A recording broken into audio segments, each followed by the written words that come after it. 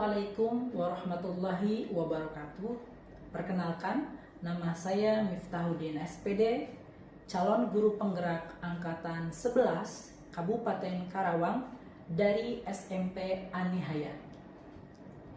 Pada hari ini saya akan mendiseminasikan modul 1.4 yaitu budaya positif, disiplin positif dan penerapan segitiga restitusi.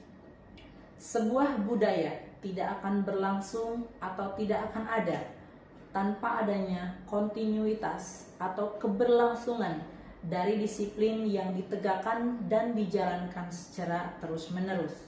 Selain itu, sebuah budaya tidak akan berlangsung tanpa adanya kolaborasi, kerjasama dan juga kekompakan seluruh warga sekolah, mulai dari siswa, guru, kepala sekolah, dan juga masyarakat sekitar. Assalamualaikum warahmatullahi wabarakatuh. Alhamdulillah wassalatu wassalamu ala rasulillah wa ala alihi wa sahbihi wa mawala amma ba'du. Yang saya hormati Bapak Kepala SMP An-Nihayah Bapak Ajeng Santa Setiawan SPD, yang juga saya hormati Bapak Kesiswaan Bapak Muhammad Diki Masduki, yang juga saya hormati Bapak Wakasek Bidang Operator Bapak Abdul Fatah Husna, yang juga saya hormati Ibu Bendahara, Ibu TU, dan juga Bapak dan juga Ibu Guru Hebat SMP An-Nihayah. Syukur senantiasa kita panjatkan kehadiran Allah Rabbul Ghafur yang senantiasa mencurah limpahkan rahmat dan nikmatnya kepada kita, sehingga karenanya kita bisa berkumpul dalam acara rapat bulanan yang diawali dengan diseminasi budaya positif dalam rangka tugas CGP angkatan 11, tugas saya ya, yaitu untuk mendiseminasi hasil pembelajaran tentang budaya positif ke sekolah. Selanjutnya juga saya mohon izin, saya berbicara di sini bukan berarti saya sudah memahami sepenuhnya, tapi karena ini adalah tugas dan kewajiban saya untuk menyebarkan pemahaman, makanya sebisa mungkin akan saya jelaskan semaksimal yang saya tahu. Baik Bapak Ibu, sebelum kita mulai, kita pemanasan apa ice breaking atau pendinginan dulu nih. Sudah kenalan. Nama saya ada di sini. Ya. Oke, kita ice breaking dulu deh supaya lebih fresh. Mau apa kira-kira? Mau bisik atau diam saja? Gimana materi? Oke, gimana materi? Bapak Ibu silakan diangkat tangannya ke atas. Oke, punten, pakai website punten. Oke, kemudian silakan diputar tangannya searah jarum jam. Lihat wajah saya.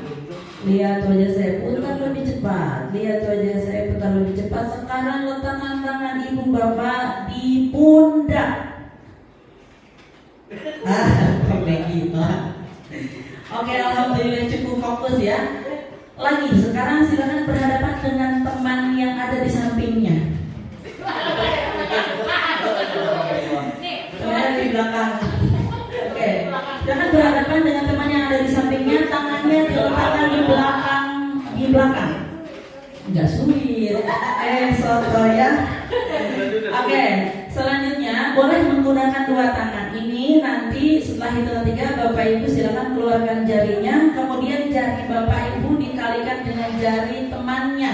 Kemudian sebutkan jumlah hasil perkalian tersebut. Berarti yang itu yang menjawab berarti yang menang.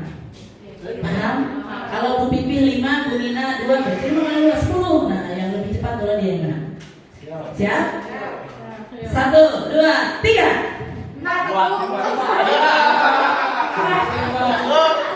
Gimana? Baru 1-0 ya. Baru 1-0. Siapa yang menang? Oh, Bu Nina menang. Oke, 2 kali. 1, 2, 3.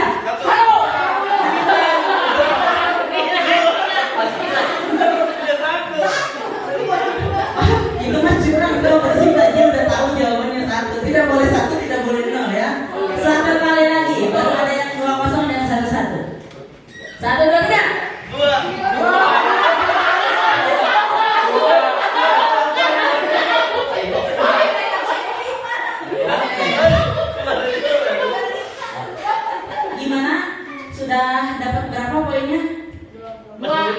21. Berarti nggak ngomong nih.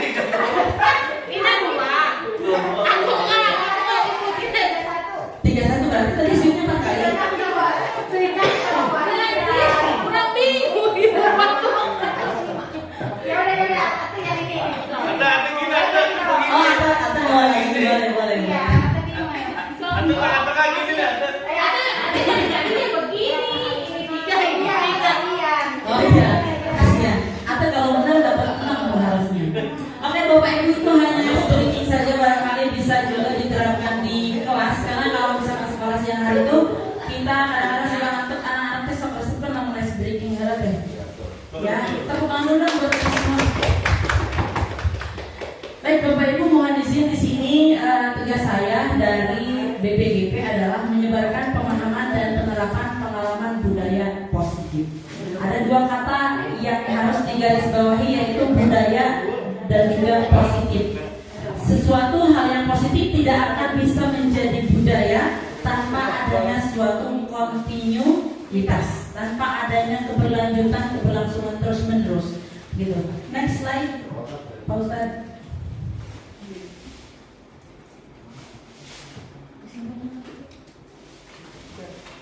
Langsung. Belum itu dah. Ini di sponsoran Putih Kotak ini ke botol apa Mas ya? Siapa? Ya. Baik, konsep inti budaya positif pada siang hari ini saya akan membahas hal-hal ini. Yang pertama adalah perubahan paradigma belajar, cara memandang kita tentang pengertian belajar dan belajar itu seperti apa.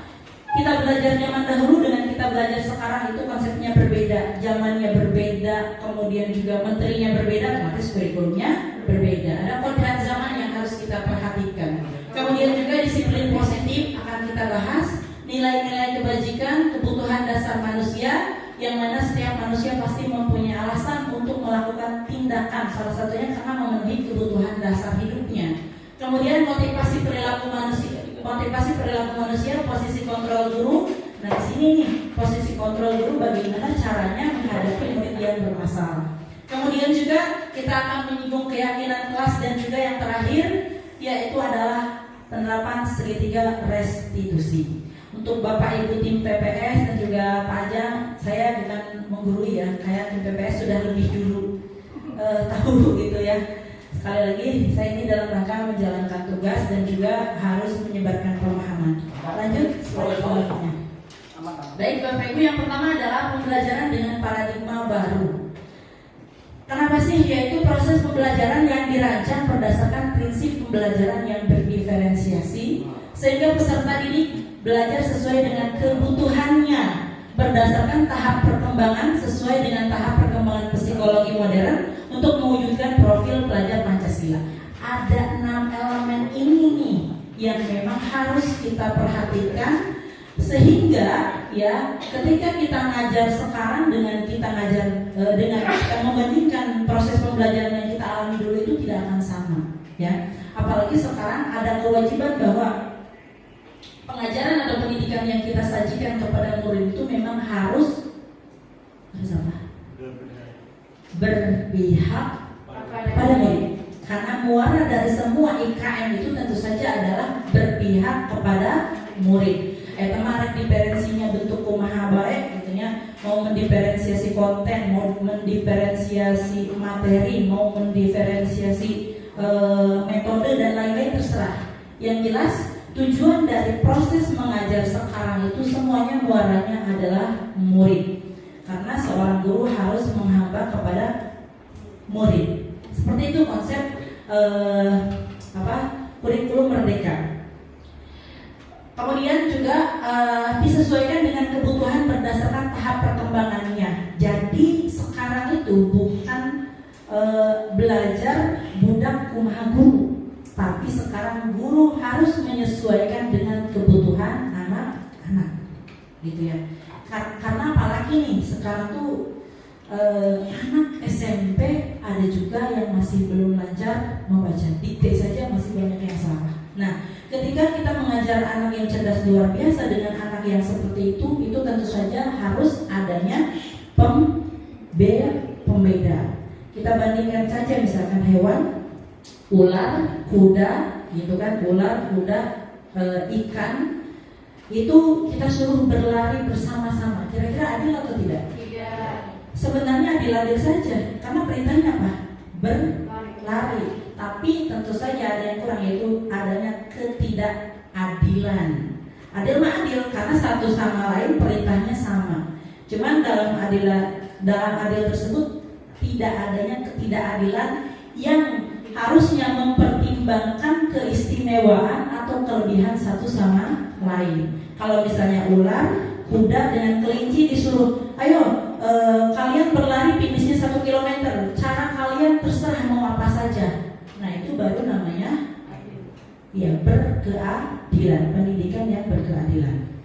Selanjutnya adalah disesuaikan dengan tahapan perkembangan psikologi modern untuk mewujudkan profil pelajar Pancasila. Ada berapa Bapak Ibu elemen profil pelajar Pancasila?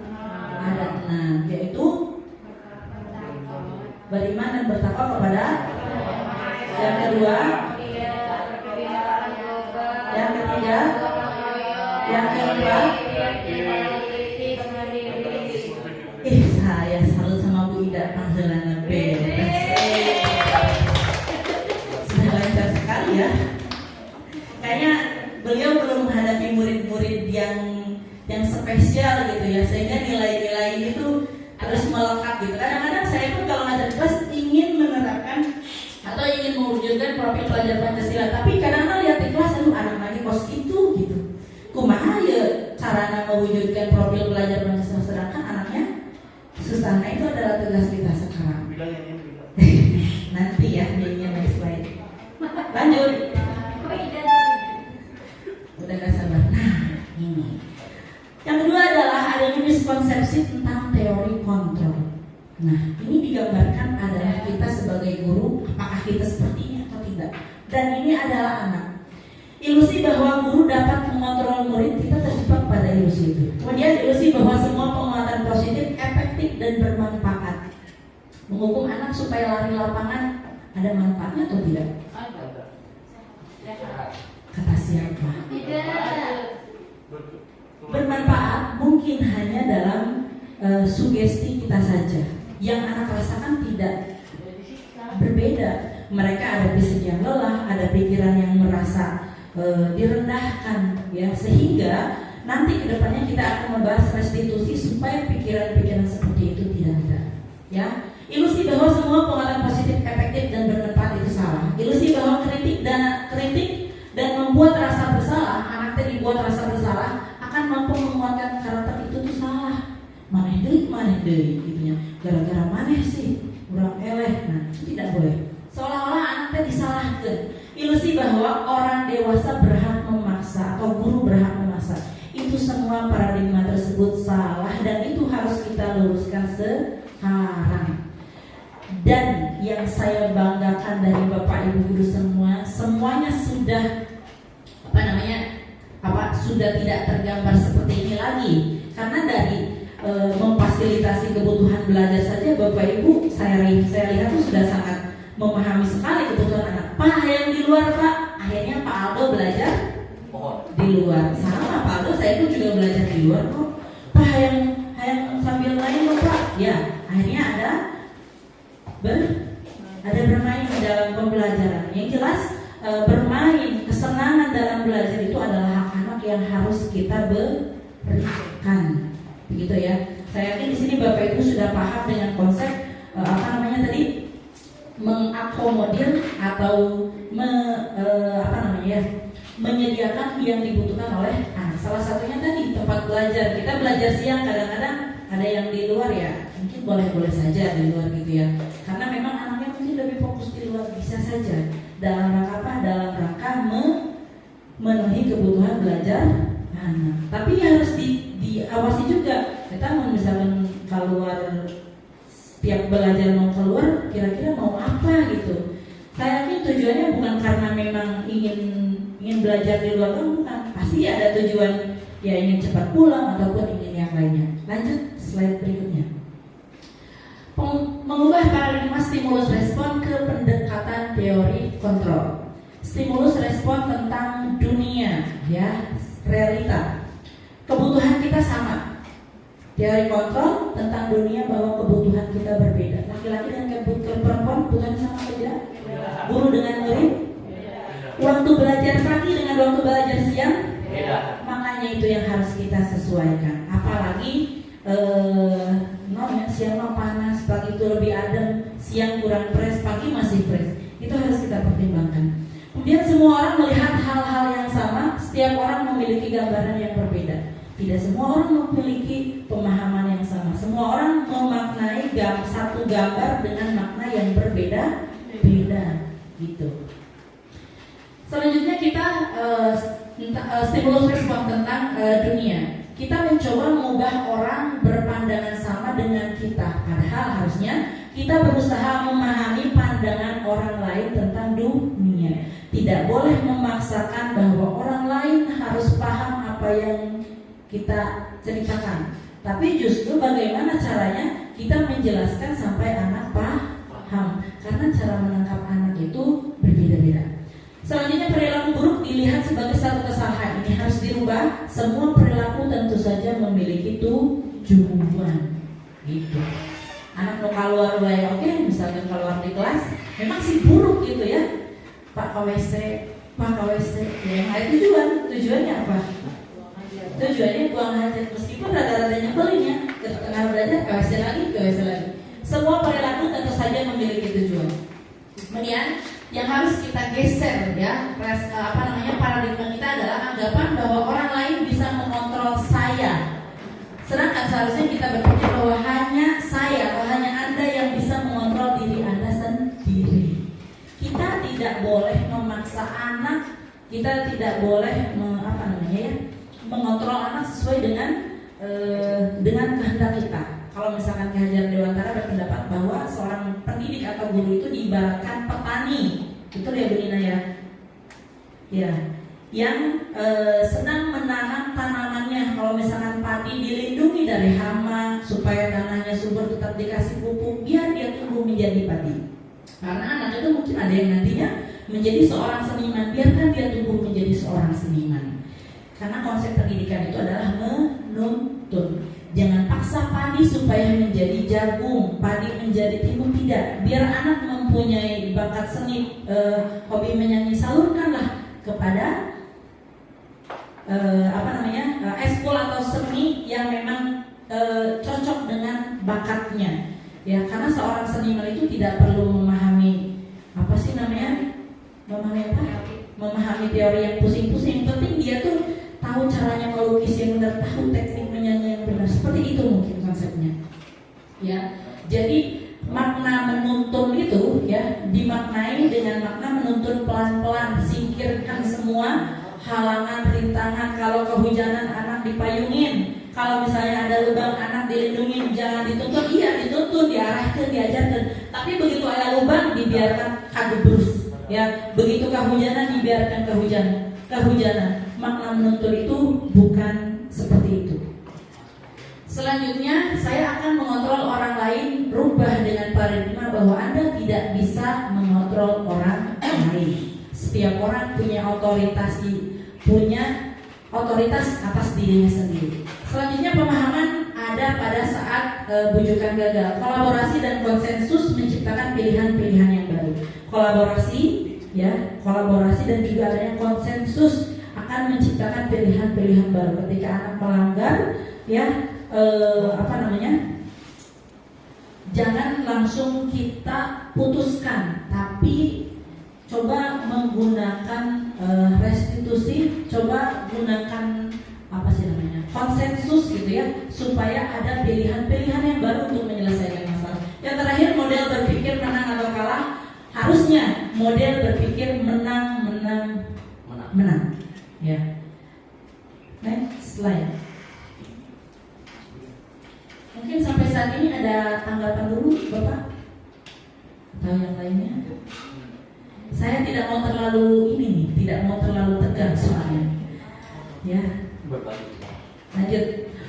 Selanjutnya disiplin positif. Ya, disiplin berasal dari katanya disiplina yang artinya belajar. Disiplin mengacu pada disiplin disiplin diri yang memiliki tanggung jawab terhadap apa yang dilakukannya berdasarkan nilai-nilai yang diyakini. Disiplin juga merupakan salah satu cara penerapan disiplin positif, merupakan salah satu cara penerapan disiplin yang bertujuan untuk menumbuhkan kesadaran serta memberdayakan peserta didik tanpa imbalan penghargaan atau reward, ancaman ataupun juga hukuman. Beda antara disiplin dan juga disiplin positif. Berarti ari disiplin teh tidak semuanya positif, betul. Disiplin tidak semuanya positif, ya. Bukan berarti disiplinnya, tapi output dari disiplin tersebut atau efek dari disiplin tersebut tidak semuanya menimbulkan efek positif. Gitu. Selanjutnya sebagai peserta didik, sebagai pendidik tujuan kita adalah menciptakan peserta didik yang memiliki disiplin diri sehingga mereka berperilaku mengacu kepada nilai-nilai kebajikan universal dan memiliki motivasi intrinsik atau kesadaran di dalam dirinya dalam perubahan perilaku ke arah yang lebih baik. Ini tujuan dari budaya positif yang akan muaranya atau ujungnya itu ya tadi, agar siswa memiliki kesadaran intrinsik. Jadi semua yang dia lakukan itu berdasarkan pemikiran dan keluar dari hatinya, ya, bukan karena adanya paksaan dari orang lain. Next slide. Nilai-nilai kebajikan tadi sudah disinggung bahwa agar siswa mempercayai atau meyakini nilai-nilai kebajikan. Nilai-nilai kebajikan itu apa? Nilai kebajikan yaitu nilai yang disepakati bersama, terlepas dari suku, bangsa, agama, bahasa maupun latar belakangnya. Semua orang setuju bahwa nilai-nilai ini adalah sifatnya baik. Perilaku-perilaku ini memiliki nilai yang baik. Kalau misalkan di dalam pendidikan kita mengenal istilahnya profil pelajar Pancasila, yaitu adanya beriman, bertakwa kepada Tuhan Yang Maha Esa, berakhlak mulia, berkebinekaan global, gotong royong, mandiri, dan bernalar kritis. Sedangkan ini menurut apa ya? Ini menurut hubungan antar manusia, ada toleransi, rasa hormat, integritas, mandiri, menghargai, antusias, empati, keinginaran, kreativitas kerja sama, percaya diri, dan juga komitmen. Nah, untuk life skill ya, orang itu membutuhkan satu nilai kebajikan, yaitu dapat dipercaya, hati yang lurus, pendengar yang aktif, tidak merendahkan orang lain, dan memberikan yang terbaik dari diri. Bapak Ibu, menurut Bapak Ibu setuju atau tidak ini adalah nilai kebajikan? Setuju ya. Bahkan nilai kebajikan universal saya yakin lebih daripada ini ya. Terlepas dari agama, dari urusan ras, dari urusan suku, bangsa, dan lain-lain, nilai kebajikan itu pasti mempunyai, pasti akan disetujui bersama gitu. Karena ada pepatah seseorang yang mengajarkan bahwa semua agama itu memiliki tujuan yang sama, ajaran yang sama, itu membawa kepada kebaikan. Saya sendiri sih tidak percaya, karena agama yang saya yakini itu hanya satu gitu. Cuman pepatah itu mungkin bisa saja dibenarkan. Kebutuhan dasar manusia. Dari tadi saya nyanyi pelajar Pancasila ya, ada yang kelewat ya. Anggap saja ini ya. Anggap saja ini sebagai ice breaking. Diputar kembali ke belakang. Oke. Ke belakang. Iya, maksudnya. Kalau dari panggung harus di panggung. Di daerah kalau di panggung. Oke. Ini di kotak yang pertama adalah nilai-nilai kebajikan dari pendidikan berarti ya. Sekarang tuh profil pelajar Pancasila. Ini kurang lebih liriknya ya ini juga. Ya. Ada yang sudah hafal lagunya atau gerakannya? Ida silakan ngomong. Ini sebagai speaking aja ya sebelum kita lanjut ke materi selanjutnya. Oke, silakan ikuti saya ya. Pelajar Pancasilanya begini dulu. Pelajar Pancasila beriman dan bertakwa pada Tuhan Yang Esa dan berakhlak mulia, berkebinekaan global, gotong royong, kreatif dan bernalar kritis. Ibu Ida pintar. Itu ice breaking saja ya, supaya tidak terlalu panas gitu.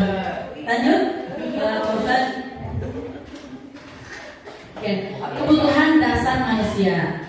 Bapak Ibu setuju bahwa manusia itu mempunyai kebutuhan masing-masing dan berbeda? Setuju. Iya. Kebutuhan dasar manusia adalah segala sesuatu yang kita lakukan demi mencapai apa yang kita inginkan. Seluruh tindakan yang kita lakukan tentu saja akan memiliki tujuan tertentu, dan semua usaha terbaik yang kita lakukan adalah dalam rangka agar kebutuhan dasar kita terpenuhi dengan baik. Gitu. Betul atau tidak? Contohnya apa nih untuk mendapatkan kebutuhan tadi? Supaya interaktif ini tidak saya doang. Bekerja, betul. Bekerja punya tujuan nggak? Punya. Apa? Earn money. Iya, orientasinya Mendapatkan uang. mendapatkan Untuk uang memenuhi kehidupan untuk memenuhi kebutuhan sehari-hari. Betul. Itu adalah contoh konsep ekonomi juga ya. Di sana ada. Lanjut. Ada lagi mungkin yang punya pendapat? Coba saya tanya. Balik lagi ya. Hukuman. Apa itu hukuman? Hukuman itu tidak terencana dan datangnya tiba-tiba. Ya, anak tiba-tiba terlambat langsung suruh ngebersihkan WC. Nah, itu ciri dari hukuman. Yang kedua, murid tidak tahu apa yang akan terjadi karena tidak dilibatkan. Setuju atau tidak? Iya, karena dalam pengambilan keputusan kita menghukum itu anak tidak tahu. Wah, kok tiba-tiba dihukum? Saya tidak tahu ada aturan lain. Saya tidak tahu ada aturan begini begitu. Nah, kemudian jika hukuman itu sifatnya hanya satu arah, guru saja yang merasa puas, guru saja yang merasa selesai dengan apa yang dilakukan anak-anak, tapi anak-anak atau murid itu belum selesai dengan masalah yang sedang dihadapi. Ada rasa dendam, ada rasa lelah, dan juga mungkin ada rasa kesal gitu ya, karena diberi hukuman.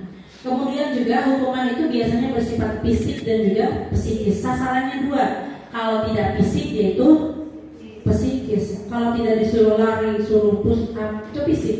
Maksudnya dicarikan, dimarahi terus-terusan. Itu berarti psikis. Itu ciri-ciri dari hukuman. Selanjutnya konsekuensi. Apa tuh konsekuensi? Konsekuensi itu adalah salah satu timbal balik atau efek yang sebelumnya telah terencana dan juga disepakati bersama-sama. Oke, misalnya adanya kesepakatan di dalam kelas. Kalau misalnya nanti tidak membawa buku pelajaran IPS, semuanya yang tidak bawa berarti nanti tidak boleh. Nah, itu adalah konsekuensi. Meskipun ya disepakati dan direncanakan di awal, tetapi apakah sudah pas? Masih belum. Karena nanti dari konsekuensi murid tetap dibuat tidak nyaman, ya. Ada tetap saja tidak akan menimbulkan kesadaran intrinsik karena tadi murid merasa bahwa dia itu dihukum, gitu ya. Meskipun memang dia tahu bahwa itu tuh berdasarkan kesepakatan. Kemudian dari konsekuensi bahwa sikap guru akan selalu mengamati atau memonitor murid. Muridnya dicirian ya biasanya bandel, begini. Nah, meskipun itu adalah sebuah konsekuensi. Nah, maka cara yang terbaik dalam menerapkan disiplin bukan hukuman, bukan konsekuensi, melainkan melalui restitusi. Setuju Bapak Ibu? Padahal belum dijelaskan, udah setuju aja. Ini saya ngetes loh, ternyata ada yang sudah jauh ke depan pikirannya ya. Keren. Restitusi itu apa? Proses menciptakan kondisi bagi murid untuk memperbaiki kesalahan. Ya, untuk memperbaiki kesalahan. Restitusi juga proses kolaboratif yang mengajarkan murid untuk mencari solusi sendiri. Nah ini, nanti ketika murid menyadari kesalahannya, dia akan berpikir bahwa iya itu tuh salah dan saya akan memperbaiki kesalahan. Kira-kira memperbaikinya caranya bagaimana? Dia akan berpikir sendiri cara untuk memperbaiki kesalahan tersebut.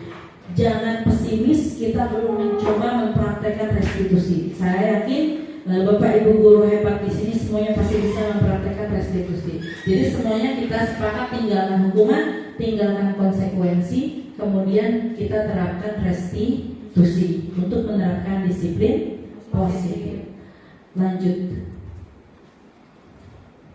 5 posisi kontrol guru. Nah, dalam menangani sebuah pelanggaran atau adanya ketidakdisiplinan siswa, guru itu bisa menjadi berbagai macam subjek ya, bisa menjadi berbagai macam orang. Bisa yang memiliki posisi kontrol sebagai penghukum, ada juga yang hanya memantau saja, membuat murid merasa bersalah dan merasa rendah diri bahwa dia tidak berguna, bahwa dia selalu melanggar gitu. Ada juga guru yang dianggap oleh murid itu hanya sebagai teman, sehingga kurangnya penghargaan.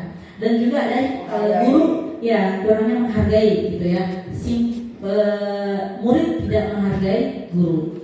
Dan yang terakhir ini yang harus kita ambil, yaitu pada posisi kontrol guru sebagai manajer. Apa sih definisi dari satu persatu ini ya?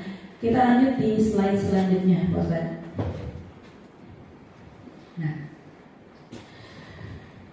contoh penerapan 5 posisi kontrol guru. Ini kasusnya satu aja ya. Saya sengaja mengambil kasus yang memang tidak jarang terjadi di kita, yaitu adanya keterlambatan atau siswa yang tidak memakai atribut lengkap saat upacara bendera. Yang pertama, guru sebagai penghukum, gitu ya. Yang tadi guru sebagai penghukum, hormat kepada tiang bendera 1 jam. Itu diucapkan oleh guru yang mengambil posisi sebagai penghukum ketika ada murid yang tidak memakai atribut lengkap. Yang guru lakukan apa? Menghukum, ya. Yang harus menghukum, yang diterima oleh anak apa? Berbentuk fisik. Tadi kan suruh hormat, kayak gitu kan 1 jam. Nah, itu adalah posisi kontrol guru sebagai penghukum. Tinggalkan posisi itu. Selanjutnya, guru pembuat rasa bersalah. Nah, ucapannya kurang lebih seperti ini. Berapa kali ibu bilang harus memberitahu? Berapa kali ibu harus memberitahu kamu? Kamu selalu mengecewakan. Mana mengecewakan baik ibu? Kamu membuat ibu malu. Nah, itu adalah posisi guru sebagai pembuat rasa bersalah. Sehingga anak akan berpikiran apa? Akan berpikiran, oh iya ya, gara-gara saya 1 kelas dihukum, gara-gara saya 1 kelas dimarahi, gara-gara saya SMP-an saya gagal misalnya. Nah, anak akan merasa rendah diri, anak akan tidak menghargai dirinya, ya. Tidak kita tinggalkan juga posisi kontrol sebagai pembuat rasa bersalah. Selanjutnya, nah, posisi kontrol 3 yaitu guru sebagai teman. Nah, kenapa pakaianmu nggak lengkap? Jangan diulangi lagi ya. Di awal, ini biasanya nadanya nggak marah-marah gitu. Kalau nada yang menghukum dan juga membuat anak merasa bersalah itu biasanya nadanya tinggi gitu ya. Kamu nggak pakai atribut, lari keliling lapangan, misalnya nadanya tinggi. Atau misalnya ketika membuat anak merasa rendah diri gitu ya, merasa bersalah. Kamu lagi, saya malu dipanggil kepala sekolah terus. Nah, anak akan merasa bersalah. Atau bisa saja nadanya kamu lagi, kamu mengecewain banget sih. Bisa saja nada tinggi. Nah, kalau ciri khas dari posisi kontrol guru sebagai teman, biasanya nadanya itu tidak tinggi, cenderung pelan-pelan, gitu ya. Kenapa pakaian kamu nggak lengkap? Jangan diulangi lagi ya. Nah, benar atau salah? Benar atau salah? Salah, masih salah Bapak Ibu. Belum pada posisi yang tepat. Jadi harusnya bagaimana? Karena kalau misalnya kita menempatkan posisi kita sebagai teman, maka anak akan kurang adanya penghargaan kepada guru ya, kurang menghargai guru. Karena tadi dia jangan diulangi lagi mereka itu dihukum, tidak dilakukan apa-apa. Nanti juga kalau melanggar lagi juga pasti tidak akan dihukum lagi. Nah, akhirnya akan ada anggapan seperti itu. Jadi kita tinggalkan juga posisi kontrol sebagai teman. Selanjutnya adalah sebagai pemantau. Ucapannya kurang lebih seperti ini. Berapa kali kamu melanggar?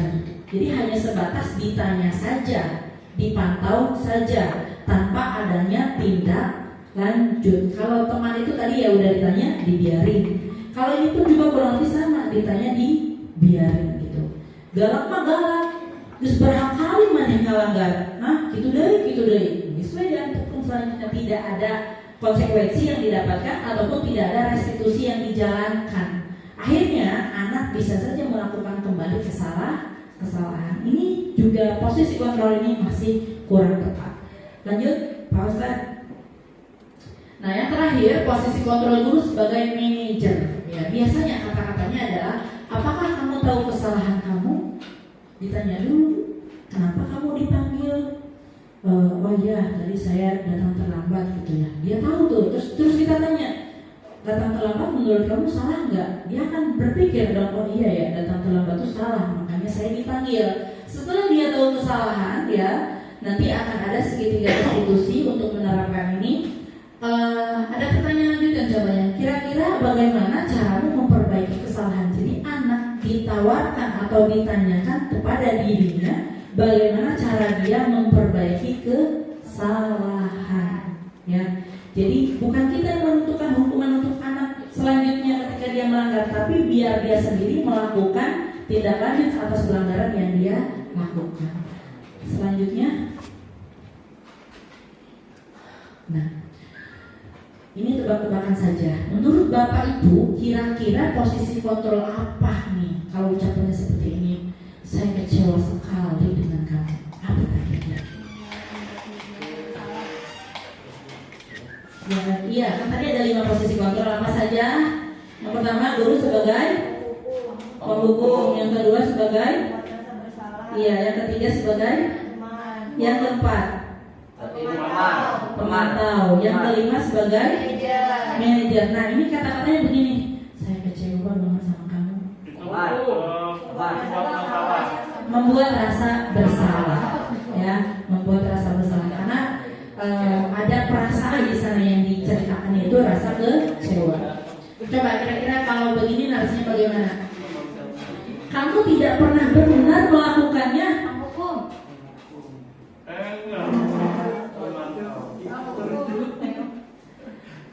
Kamu nggak pernah benar nih, kamu melakukannya.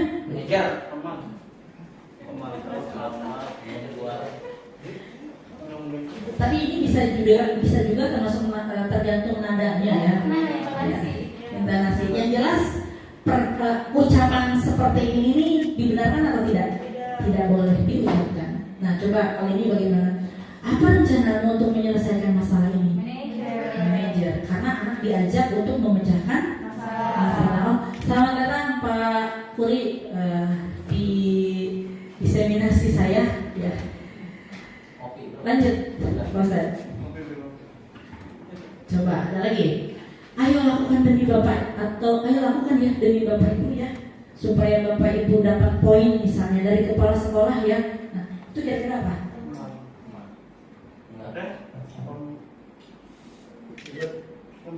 Itu kan tidak dicoretkan, tapi anaknya dipaksa supaya sesuai dengan keinginan kita.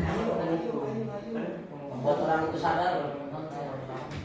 Yang membuat anak merasa bersalah. Kamu tidak pernah mendapat nilai jika tidak melakukannya. Kira-kira ini apa? Tidak pernah. Memantau bisa, gitu ya. Membuat rasa bersalah pun juga bisa. Ya, di sini tidak ada kata-kata menghukum karena saya kebingungan kalau misalnya saya cari contoh kata menghukum teh, karena kita sudah tidak pernah menggunakan hukuman fisik lagi ya di sini. Alhamdulillah. Lanjut, Pak Ustaz. Kalau ada ngomong mah kata Nina menyalahkan orang lain. Nah, bisa jadi. Meskipun kata-katanya biasa saja gitu ya. Tapi ada karakter. Tapi nada gitu. Enggak, itu baik kok aslinya, Masya Allah. Nah, Bapak Ibu baik selanjutnya, keyakinan kelas. Apa sih keyakinan kelas? Mengapa harus menggunakan kata keyakinan? Mengapa bukan menggunakan kata peraturan? Ya, nama baru atau istilah baru. Kira-kira apa? Oke, kita bedah di sini. Lanjut Pak Ustaz, keyakinan kelas. Bentuk-bentuk keyakinan kelas. Satu, keyakinan kelas itu biasanya bersifat abstrak, nyata, ya. Kemudian berupa pertanyaan universal, dibuat dalam pernyataan positif, sedikit saja agar mudah diingat, sesuai dengan kondisi sekolah. Semua warga dilibatkan dalam pembuatan dan juga disepakati bersama. Itu keyakinan kelas. Ini harus ada nilai kebajikan universal yang tersimpan di dalam pembentukan keyakinan kelas. Contoh misalnya begini, satu aturan yang dilanggar oleh anak, misalnya anak tidak memakai seragam, ya, anak tidak memakai seragam. Kira-kira aturan yang dilanggar oleh anak tersebut apa? Kedisiplinan. Kedisiplinan. Nah, ketika kedisiplinan itu kan adalah satu nilai kebajikan. Nah, ketika kita mau membuat keyakinan kelas, kita sepakati bersama terlebih dahulu hal apa yang menjadi kesepakatan kelas. Misalkan tidak boleh datang terlambat, tidak boleh bajunya begini, tidak boleh begini, tidak boleh begini. Nah, kata tidak boleh tersebut kemudian diganti menjadi kata-kata yang dibuat dalam pernyataan positif. Nah, ketika dibuat dalam pernyataan positif, kemudian kita hitung tuh poin dari kebajikan universalnya. Misalnya yang disiplin tuh kayak datang harus tepat waktu, seragam harus pakai, berarti itu sama. Poinnya sama-sama kebajikannya atau kebaikannya itu kedisiplinan. Atau misalnya apalagi ya, yang lain misalnya selain kedisiplinan apa? Tanggung jawab ya. Misalkan kenapa kamu tidak membawa buku gitu ya. Aturan di kelas bahwa semua siswa harus membawa buku. Kesepakatan kelasnya adalah tidak setiap murid wajib membawa buku. Ubah kata-kata tersebut menjadi sebuah kata-kata yang positif dan mempunyai satu nilai kebaikan, yaitu apa? Yaitu tanggung jawab. Tanggung jawab akan apa? Tanggung jawab akan dirinya sendiri. Nah, jadi keyakinan kelas itu harus mempunyai nilai kebajikan di dalamnya. Dan biasanya kebajikan kelas itu tidak banyak-banyak. Yang penting ada nilai kebajikan. Dari nilai kebajikan ini nanti akan ada aturan-aturan yang disesuaikan dengan kondisi sekolah dan juga dengan kondisi kelasnya. Dan tentu saja ketika membuat ini disepakati bersama. Oke, selamat datang Pak Wakasek dan Sarpres di desiminasi siang hari ini. Ya, saya mohon supportnya. Nah, Bapak Ibu, selanjutnya kita melihat ini segitiga restitusi. Ya, segitiga restitusi ada 3 tahapannya. Yang pertama, restitusi itu apa ya? Segitiga restitusi yaitu dialog. Jadi bentuknya dialog, meskipun ini segitiga, tapi ada dialog. Jadi dari guru ke anak, guru tahu, kemudian sampai anak mempunyai kesadaran intrinsik. Dialog yang dijalankan oleh guru untuk menghasilkan murid yang mandiri dan bertanggung jawab. Tujuan dari penerapan restitusi itu ini, mandiri dan juga bertanggung jawab. Bertanggung jawab terhadap apa? Karena kita membahas disiplin positif, maka yang dipertanggungjawabkannya adalah tingkah laku atau tindakan yang dia lakukan ketika dia melanggar pelanggaran. Nah, tujuannya ini supaya siswa itu mandiri, tahu ya dia tuh harus berbuat apa dan bertanggung jawab. Yang pertama adalah harus menstabilkan identitas terlebih dahulu. Gitu. Tanya kepada murid ketika dia salah, gitu ya. Kamu tahu kenapa kamu dipanggil ke sini misalnya? Ya saya tahu tadi karena saya ribut misalnya ya. Kemudian kita bicarakan kepada mereka, stabilkan identitas mereka supaya mereka tidak merasa rendah diri dipanggil teh, supaya merasa bukan penjahat gitu ya. Bahwa oh iya, ibu juga dulu pernah tawuran. Ibu kan pernah tawuran ya? Bukan ya. Enggak, saya juga nggak pernah tawuran. Misalnya, oh ya tawuran ribut itu katakan saja, ribut itu memang adalah hal yang wajar. Saya yakin juga kamu punya alasan ya, kenapa kamu itu ribut. Kita balikan lagi kepada 5 kebutuhan dasar manusia. Salah satunya anak tersebut ribut bisa saja ingin ada kebutuhan yang tidak tercapai, yaitu kebutuhan dihormati oleh orang lain. Akhirnya dia ribut dengan temannya. Ya, stabilkan dulu identitas, jangan sampai anak tuh overthinking terlebih dahulu, merasa bahwa dirinya itu salah. Kemudian validasi tindakan yang salah, gitu ya. Oke, kamu sudah dipanggil ke sini, tadi kan kamu ribut, juga Bapak tahu alasannya kenapa kamu ribut, gitu ya. Memang saya juga memahami sekali apa yang kamu rasakan, karena kamu dipermainkan oleh teman kamu sehingga kesel gitu ya. Ada kebutuhan yang memang harus dia dapatkan, yaitu dengan cara tadi ributnya itu untuk mendapatkan rasa hormat dari temannya. Kemudian validasi tindakan, kita tanya selanjutnya. Nah, setelah kamu ribut nih, tindakan yang kamu lakukan itu sebenarnya benar atau salah? Nanti mereka akan berpikir, iya sih, saya ribut memang karena memang saya ingin mendapatkan hak saya itu dihargai oleh orang lain. Tetapi kita ajak mereka berpikir bahwa tindakan yang mereka lakukan itu benar atau salah. Terus kalau kamu ribut benar atau salah sih sebenarnya? Maka mereka akan menjawab salah, karena dia sudah berpikir, sudah tahu, kemudian dia akan memvalidasi juga bahwa yang dia lakukan itu salah.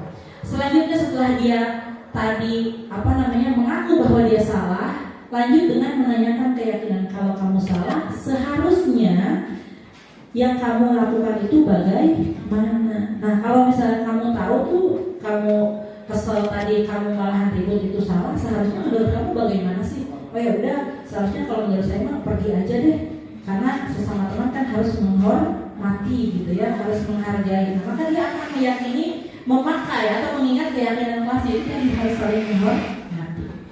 Lanjut Pak Ustadz. Nah, menstabilkan identitas yaitu dengan berdasarkan prinsip membuat kesalahan adalah bagian dari pembelajaran. Jangan salahkan. Jadi kesalahan itu adalah bagian dari perjalanan hidupnya, ya. Berbuat salah itu wajar. Anggap berbuat salah itu wajar, tapi untuk diwajarkan gunakan kata-kata yang memang supaya anak tersebut tidak memvalidasi bahwa kesalahannya sebagai kebenaran dan juga tidak merasa bahwa dirinya gagal gitu ya. Tidak ada manusia yang sempurna. Ini kata-katanya ya. Ibu bapak guru juga pernah melakukan kesalahan, atau ibu bapak guru tidak mencari siapa yang salah sebenarnya, tapi mencari solusi. Ini tahapan yang pertama, yaitu menstabilkan identitas. Ini dalam penerapan segitiga restitusi. Selanjutnya Pak Ustadz. Nah, validasi tindakan berdasarkan prinsip validasi tindakan ya, tahapan kedua dalam segitiga restitusi, yaitu berdasarkan prinsip setiap perilaku berupaya untuk memenuhi kebutuhan balik kendali, karena tadi 5 kebutuhan dasar manusia. Apa saja?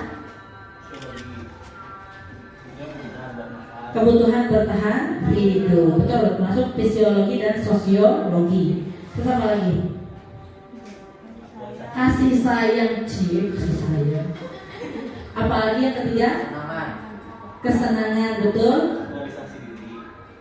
Ya, aktualisasi diri, kesenangan juga. Ya, mendefinisikannya berbeda nih tadi. Ya, lebih intelek. Aduh, ada bahasa isin ya. Yang keempat apa? Bukan keamanan. Penguasaan, yaitu penguasaan. Satu lagi apa? Kebebasan. Penguasaan dan juga kebebasan. Ya, kurang lebih kata-katanya seperti ini untuk memvalidasi tindakan. Kamu pasti punya alasan kenapa sih kamu melakukan itu. Ya, tanya bahwa kalau misalkan dia sudah melakukan itu punya alasan, tanya kembali. Kira-kira yang kamu lakukan itu benar atau salah? Nah, setelah kita cari tahu alasannya, ditanyakan kembali ke dirinya benar atau salah yang sudah dia lakukan. Kemudian, padahal bisa saja kamu melakukan lebih buruk dari itu, gitu ya. Kalau tadi saya cuma mengajabok doang Pak, oke, tidak apa-apa. Saya yakin kamu punya alasan dan saya apresiasi sebenarnya kamu tuh masih bisa menahan diri. Saya yakin kalau misalkan kamu bisa tuh pasti kamu ditonjok gitu ya. Cuman saya masih percaya dan juga mengapresiasi kamu bahwa kamu tidak melakukan yang lebih dari itu. Validasi tindakan. Atau kata yang terakhir adalah kamu patut bangga karena kamu dapat melindungi yang penting buatmu. Selanjutnya nih tahapan yang terakhir yaitu menanyakan keyakinan kelas. Setelah anak divalidasi tindakan, dia tahu yang dia lakukan salah, baru adanya tanyakan keyakinan kelas. Berdasarkan prinsip teori kontrol bahwa pada dasarnya kita termotivasi secara intrinsik. Sebenarnya manusia mempunyai kesadaran dirinya sendiri yang perlu kita bangun, yang perlu kita sadarkan. Contohnya, pertanyaannya apa keyakinan kelas kita atau nilai apa yang telah kita sepakati? Kunaon sih mana kayak gitu kan? Kita udah tahu aturan kelas kita seperti apa, gitu ya. Nilai kebajikan kelas kita tuh seperti apa? Atau bisa saja pertanyaan seperti ini, kemana ibu? Makanya ada jadi namun gitu lamun misalkan ibu. Nah, gitu. Setelah kata-kata ini susul dengan tawaran dengan tawaran untuk memecahkan masalah. Karena setelah dia mempunyai motivasi, dia ditawarkanlah, nah oke, kamu sudah ribut, kemudian kamu tahu kamu salah, kira-kira selanjutnya apa yang akan kamu lakukan untuk memperbaiki ini? Pasti dia akan menjawab yang pertama berdamai, sama-sama memaafkan. Yang kedua, kalau misalnya ada kancing yang copot karena ribut tersebut, ya tawarkan untuk memperbaiki hal tersebut gitu ya, supaya untuk diperbaiki gitu. Itu tujuan dari segitiga restitusi, supaya anak mempunyai kesadaran intrinsik. Selanjutnya Pak Ustadz, baik, slide selanjutnya yaitu saya ucapkan terima kasih atas waktu dan juga kesempatannya sekali lagi kepada Bapak Kepala Sekolah Pak Ajang, kepada juga Bapak Wakakurikulum, Bapak Sarpras, OPS, Bapak Kesiswaan, yang atas waktu dan juga kesempatannya saya diizinkan berbicara di depan semuanya. Saya ucapkan Assalamualaikum warahmatullahi wabarakatuh.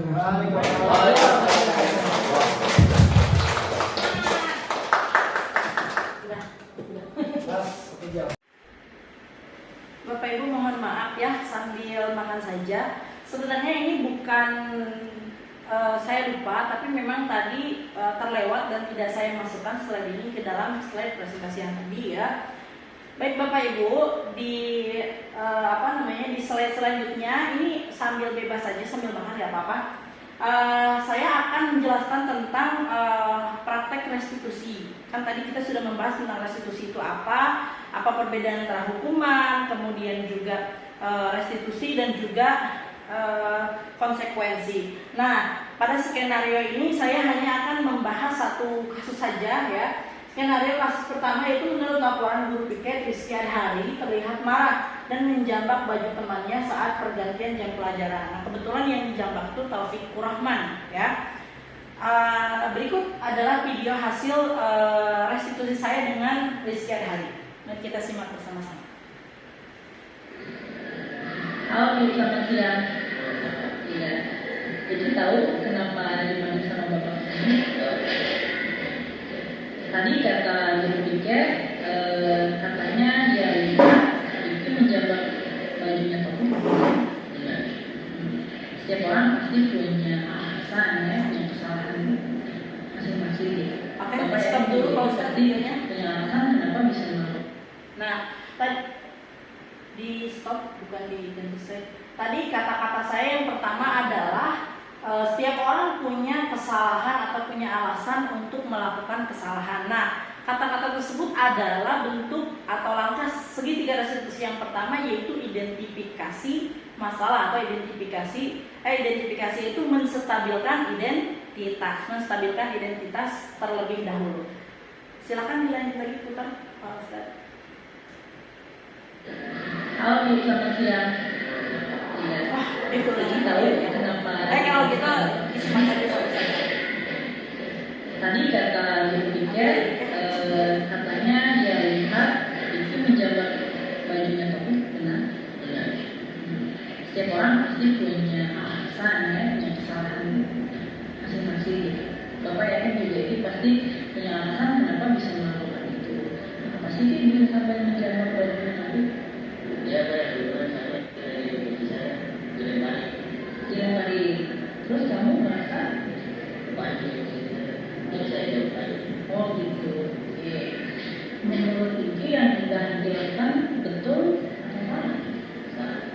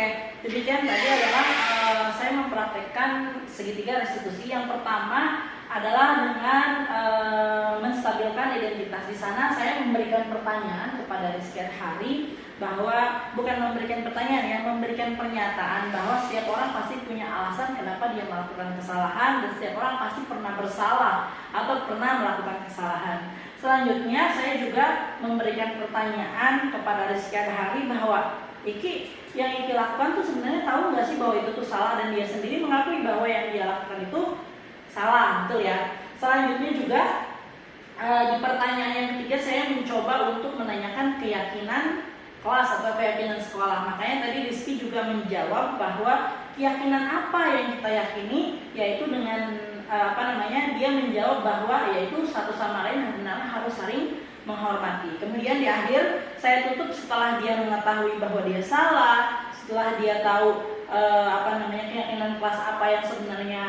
harus dia pertanggungjawabkan gitu ya, harus dia junjung gitu. Maka saya terakhir menanyakan kira-kira setelah ini kamu mau apa? Apa sebenarnya yang harus kamu lakukan selanjutnya? Nah, dia menjawab dengan kesadaran sendiri bahwa setelah ini saya akan minta maaf dan juga mulai akan lebih bersabar. Karena ternyata setelah pertanyaan tadi saya tahu bahwa Rizky juga melakukan hal tersebut karena dia sedang banyak pikiran. Oke, next slide, Pak Ustaz. Nah, keyakinan kelas. Mengapa sih keyakinan kelas? Mengapa bukan peraturan kelas aja? Next slide.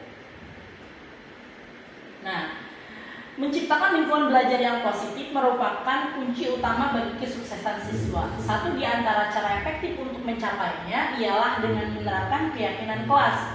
Keyakinan kelas adalah seperangkat nilai dan prinsip yang disepakati. Kata kuncinya adalah berada pada kata kesepakatan. Disepakati bersama oleh guru dan juga siswa untuk memandu perilaku dan juga interaksi siswa di dalam kelas ataupun dalam sekolah.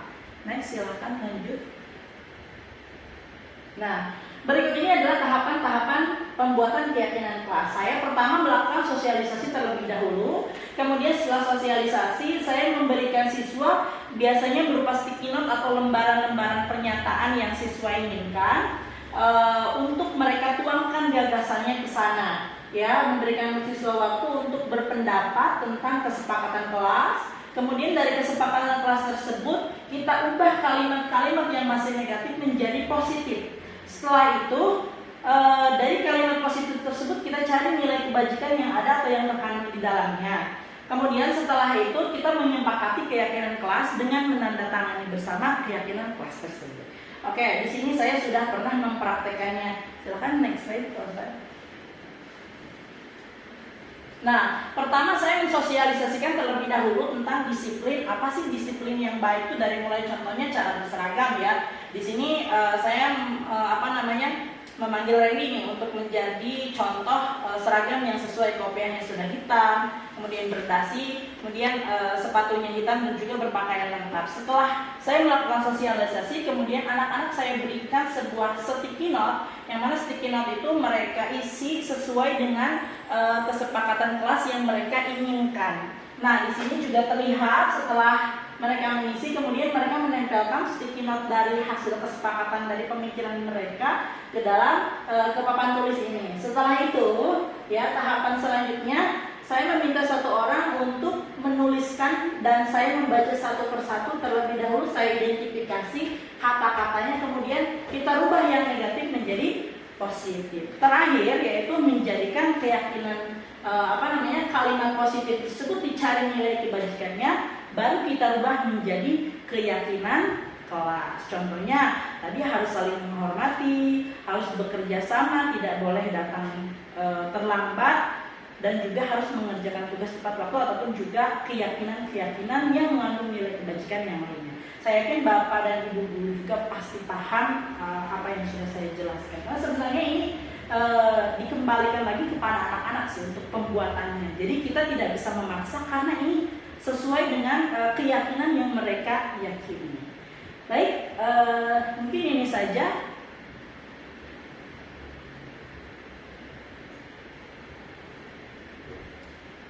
Baik, mungkin ini saja ya Bapak Ibu Guru, saya ucapkan terima kasih. Sudah Pak Ustadz slide-nya? Saya ucapkan terima kasih atas kehadirannya. Mohon maaf harusnya sambil makan-makan ini terganggu dengan tambahan yang saya ucapkan terima kasih.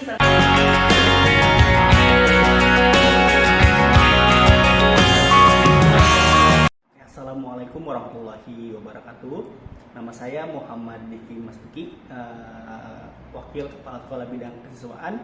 Alhamdulillah tadi sudah mengikuti diseminasi dari Bapak Miftahudin ya mengenai disiplin positif yang alhamdulillah sudah diutarakan beliau dengan baik dan lugas, materi yang sangat baik, penjelasan yang sangat jelas. Alhamdulillah materi yang disampaikan pun menarik tadi, menyenangkan juga penyampaiannya dari beliau mengenai disiplin positif. Ada poin-poin menarik yang tadi saya dapat dari pemaparan beliau terkait penanganan siswa, perilaku kita, perubahan mindset kita mengenai disiplin positif. Ada hal yang mungkin jadi refleksi juga buat saya tentang kebutuhan dari peserta didik tadi yang sempat dijelaskan oleh beliau, dan itu mungkin bisa jadi refleksi saya ke depannya. Dan semoga tadi juga ada sedikit juga hal menarik lagi tentang segitiga restitusi, juga itu hal menarik buat saya, refresh lagi buat saya. Semoga saya sebagai wakasiswaan bisa melaksanakan tadi mungkin ya ke depannya, menerapkan di sekolah kami ini. Itu mungkin dari saya, sedikit banyaknya mungkin sudah bagus. Semoga bisa memberi inspirasi lagi bagi kami Pak Miftah. Itu aja mungkin. Terima kasih. Assalamualaikum warahmatullahi wabarakatuh.